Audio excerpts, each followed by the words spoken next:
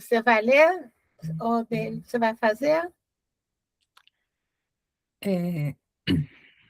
Posso fazer? Você que faz, não sei. Tá? Então, eu posso ler.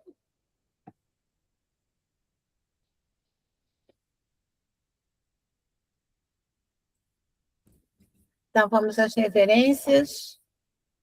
Om Namo Bhagavate Vasudevaya. Om Namo Bhagavate Vasudevaya. Om Namo Bhagavate Vasudevaya. Om Agyanat Mirandasya Gyananjana Chavakaya Chaksurumilitam Yana Tasmai Shri Gurave Namaha. Então, nós estamos lendo o Srimad Bhagavatam, canto 1, capítulo 17, Punição e Recompensa de Kali.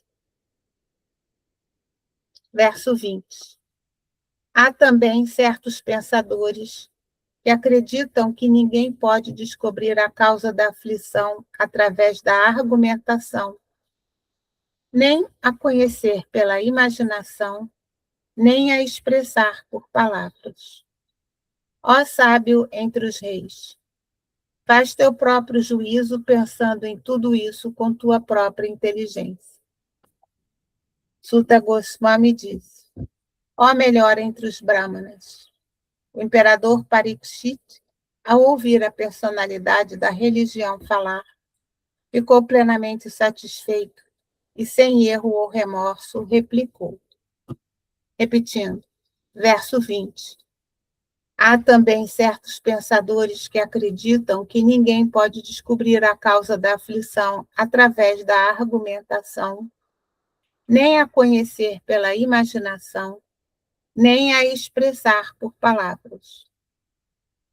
Ó sábio entre os reis, faz teu próprio juízo pensando em tudo isso com tua própria inteligência. Verso 21. Suta Goswami diz: ó melhor entre os brahmanas, o imperador Parikshit, ao ouvir a personalidade da religião falar, ficou plenamente satisfeito e, sem erro ou remorso, replicou.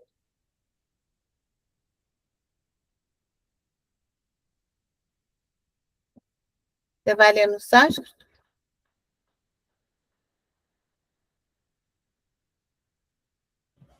Pode ler.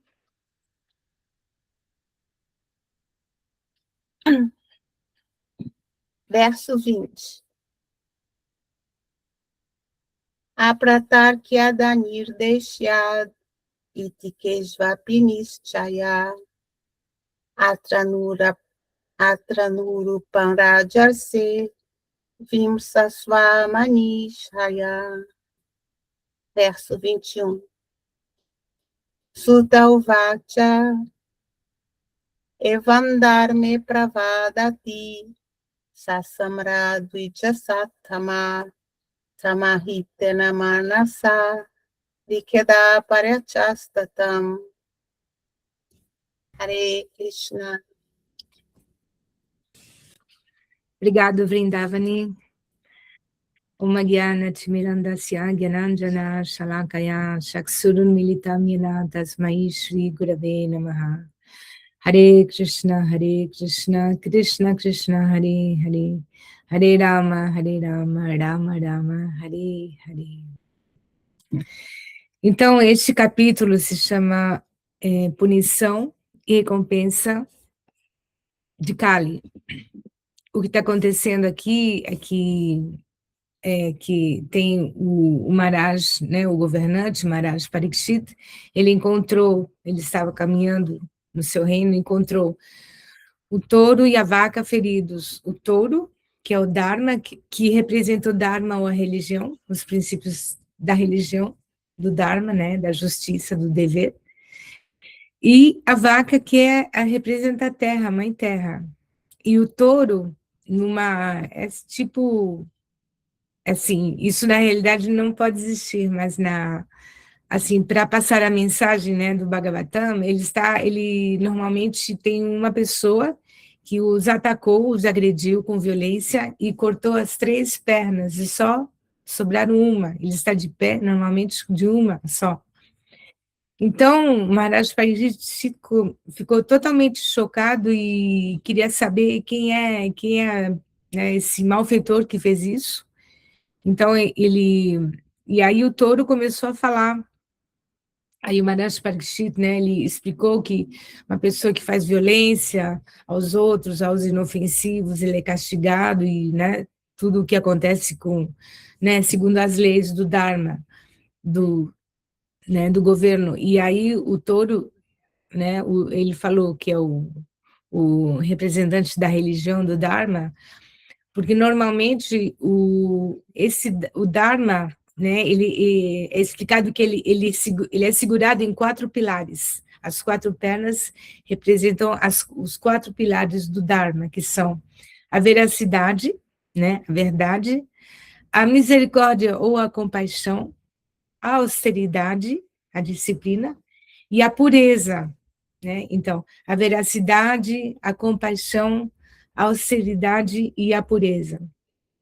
Então, se diz que normalmente na cosmologia védica há 4 eras, e no Satya Yuga, que é a primeira era, que é a mais perfeita, mais completa, onde ainda a degradação, a decadência ela não está presente, as 4 pernas estão presentes, né? Os 4 princípios da religião, eles estão presentes, as sociedades são muito harmoniosas, prósperas, e os seres humanos vivem em paz, em harmonia.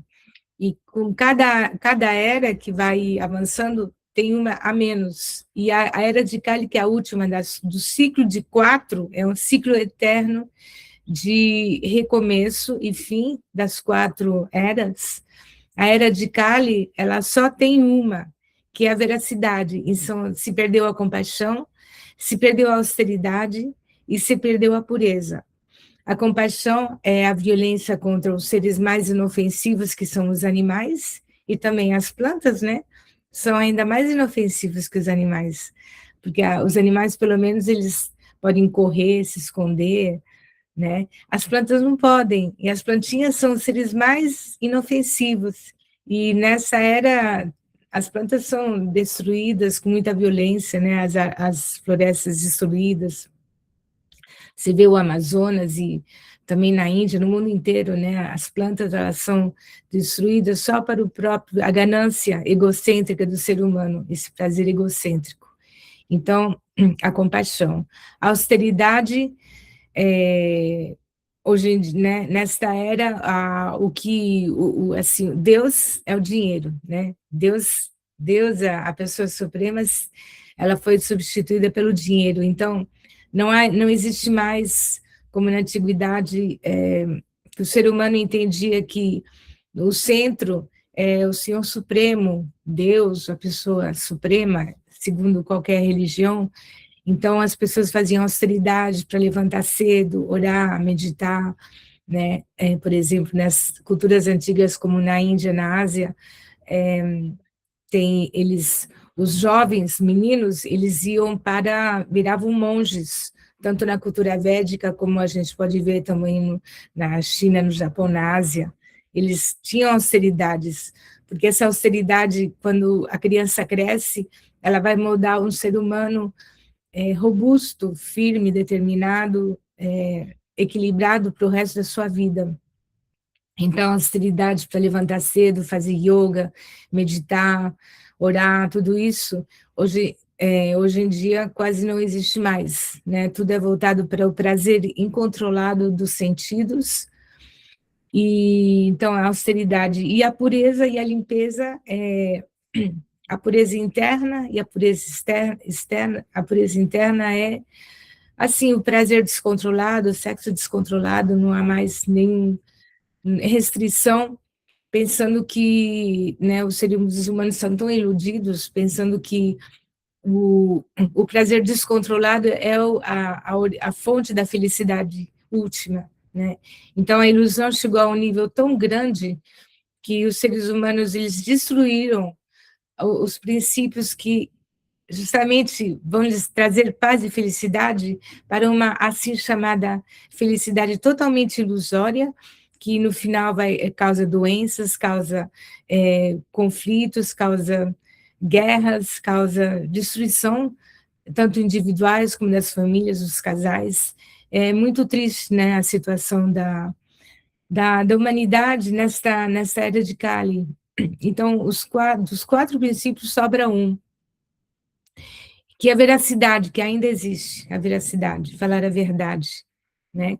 Ainda existem, e sobretudo a gente está entrando, olha que engraçado, nessa era de destruição, de decadência, estamos entrando numa era de ouro, numa era de renovação, renascimento, como houve o renascimento no século XV, XVI, né, no mundo, começou na Europa, também influenciou a Ásia. A gente está entrando num renascimento, a era de ouro dentro da era de Kali. Então, toda a sabedoria, todos os segredos, o misticismo, o esoterismo, tudo, as grandes sabedorias que estavam escondidas antes só eram privilégio de algumas pessoas, agora estão totalmente vindo à superfície. Então, nós temos acesso a yoga, a meditação no mundo inteiro, né, a essas sabedorias maravilhosas dos textos sagrados, dos Vedas, que foram traduzidos do sânscrito para o inglês, para as outras línguas, e também nós temos representantes autênticos, seres autorrealizados que, praticando seriamente esses conhecimentos, chegaram a um nível de evolução muito elevado, que estão ajudando a guiar, a despertar, a educar a humanidade atual. Então, assim, o conhecimento védico, ele dá o conhecimento, ele tem, assim, várias como se diz, escolas filosóficas diferentes. Tem do materialista, ateísta, que também está nos Vedas, você tem os impersonalistas, que se chamam Mayavadis, que acreditam que eles param, a compreensão deles param no Brahman impessoal, que é a luz da pessoa suprema, que ela existe, claro, essa luz onipenetrante, onipresente, se chama o Brahman. E você tem os Vaishnavas, são aqueles o Vaishnavismo, que são a concepção do Supremo mais completa, mais profunda, mais completa, porque ela traz a pessoa suprema, né? Quando a gente vê uma luz, você está na estrada, por exemplo, dirigindo à noite, tem uma luz, né, muito, muito forte, mas atrás da luz tem quem? Tem um condutor, tem alguém, tem uma pessoa. Então, atrás da luz, por exemplo, a luz do Sol é muito forte, mas tem o planeta do Sol, né? Tem um ser, tem uma pessoa, tem um representante que está emanando essa luz. Então, os materialistas, tanto os materialistas que negam, com relação ao que está falando esse verso, que os sofrimentos, eles são causados pelas próprias ações dos seres, né? Eles são a causa de tudo. Os impersonalistas, eles vão dizer que a causa está na natureza, a causa de tudo está na natureza, que é a causa de todos os sofrimentos, tanto a felicidade quanto o sofrimento é a natureza. E os Vaishnavas, como está dizendo no segundo verso, no primeiro verso, que dizem que há também certos pensadores que acreditam que ninguém pode descobrir a causa da aflição através da argumentação, nem pela imaginação.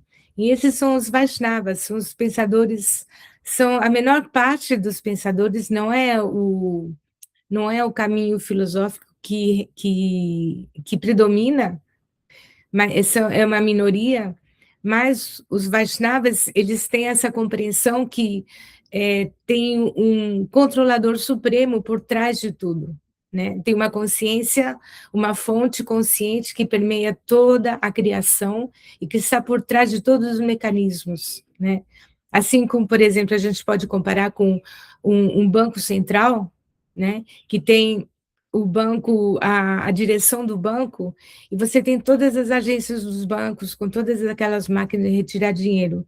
Então, você vai lá, retira o dinheiro, você vê como é que está a sua conta, e você pode pensar que essa máquina ela é independente, você pode fazer o que você quiser e a máquina vai responder, vai te dar dinheiro, não vai dar. Mas, na verdade, nenhuma máquina é independente, nenhuma agência é independente. Existe o controle central, né? O seu central que controla todas as agências do banco e todas as máquinas. Então, pensar que você é independente, que essa máquina é independente, é totalmente falso, totalmente ilusório. Da mesma forma, essa criação, essa manifestação cósmica, ela tem um CEO atrás, ela tem um governo central que controla tudo. E tem um verso na Bhagavad Gita, que é o capítulo 5, o verso 29, que diz assim, Bhoktaram Jagyatapasam Sarvaloka Maheshvaram Suridam Bhoktaram Jagyatapasam. Eu sou o beneficiário último de todas as austeridades. Sarvaloka Maheshvaram. Eu sou o controlador supremo de todos os planetas e semideuses. Então, Krishna, ele mesmo, ele está falando na Bhagavad Gita, Bhoktaram tudo que você faz, boga, né? Tipo, o prazer, todos os prazeres, tudo que se faz, o beneficiário último é o Senhor Supremo. Sarva Loka, Loka são os planetas, Sarva é todos os planetas, todos os semideuses, todos, ele é o controlador supremo. E Suridam é o melhor amigo, eu sou o melhor, depois ele fala, eu sou o chefão, mas também sou amigo de todos, o benfeitor de todos os seres vivos, todas as entidades vivas. Então, esse verso é muito claro, ele mesmo está afirmando que eu controlo tudo por trás, ninguém me vê, né? Então, os ateístas ou os impersonalistas acham que tudo funciona por leis cósmicas, e é verdade, na verdade, quando você estuda a química, física, matemática, tudo está controlado por algoritmos, né, por fórmulas químicas, físicas, assim, uma reação, é uma empresa, né, é uma fábrica enorme, mas atrás existe uma consciência fonte que permeia tudo, que controla tudo, né, e nenhuma ação ela vai ser, tipo, tem uma grande santa, uma mestra espiritual, chama Ama de Amritanandamayi, do sul da Índia. Ela é muito famosa, ela viaja no mundo inteiro, tem milhares de discípulos, ela faz muitas obras de caridade, assim, ela ajuda muito, tanto na Índia como no mundo inteiro. E um dia perguntaram para ela, que há uns anos atrás estava todo mundo falando que vai ter a Terceira Guerra Mundial, que vai ter a bomba atômica que iam lançar, tinha uma época aí que estavam todo mundo assim meio desesperados, né? E ela falou assim, olha, você pode querer apertar a bomba atômica, mas quem é que vai deixar a sua mão fazer isso, né? Ela falou assim, quem é que vai deixar a mão daquela pessoa fazer isso? Então, mesmo nisso, existe um controlador atrás, né? Um controlador supremo atrás de cada máquina do banco, de cada agência e de cada entidade viva, existe um controlador supremo. E aquele ser que toma consciência disso, ele adquire paz e tranquilidade e felicidade na sua vida, sabendo que primeiro, nós não controlamos nada, porque tudo é feito pelas leis, né, da natureza material, os três gunas, as cordas, tudo é feito independente de nós não fazemos nada, né? Se você contempla as ações, o que nós fazemos, nós não fazemos nada praticamente, tudo é controlado e manipulado pelas,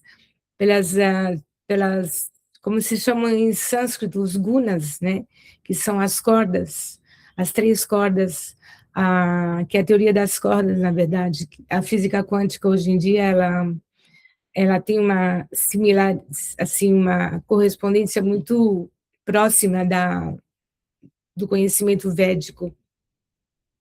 Então, a pessoa que adquire conhecimento e compreensão que existe uma fonte consciente que controla tudo, que nós estamos ligados eternamente a essa fonte, como centelhas divinas, que temos essa conexão eterna e temos o mesmo DNA desse ser, e que nós saindo, despertando dessa ilusão, que ela, na verdade, é essa ilusão de entender, de pensar que somos os controladores e os atores, né, de todo esse jogo, quando nós tomamos consciência que, na verdade, existe um personagem que está aí e que tem um mecanismo que se chama Ahankara, que nos faz identificar com o personagem. Quando nós adquirimos conhecimento sobre esse Ahankara e encontramos a forma de quebrar essa identificação, quebrar esse Ahankara, né, quebrar esse transistor, que ele não funcione mais, e nós retomamos a nosso estado saudável, porque enquanto nós nos identificamos com a Ahankara, estamos num estado de loucos, de loucura, né? É como aquela pessoa que vai, ela faz um papel no teatro, né? Ou no cinema, e ela tem que fazer um personagem, jogar um personagem, e ela joga divinamente bem, mas quando ela sai do teatro, sai do cinema, ela continua identificando-se com esse personagem. Isso é loucura, né? Aí essa pessoa tem que ser internada. Nós somos todos loucos, as almas condicionadas estamos num estado de loucura permanente. E esse assim chamado mundo material seria o nosso hospital, onde nós somos internados, porque nós somos perigosos. Tem uns que são muito perigosos, aí tem verdadeiros hospitais, hospícios, prisões, mas se a gente for analisar essa manifestação, esse mundo é um hospital, e todos os seres condicionados, pensando que são os personagens, estão loucos, em estado de loucura. E como você vai ter paz mental, paz interna, felicidade, no estado de loucura, no estado alterado de consciência, né? As pessoas tomam substâncias para ter um estado alterado de consciência, mas só o fato quando você realmente vê a realidade como ela é e onde nós estamos num estado alterado de consciência, não precisamos tomar substâncias, né? Só com a inteligência e com a observação muito nítida e honesta, podemos ver que todos os seres estão em estado alterado de consciência.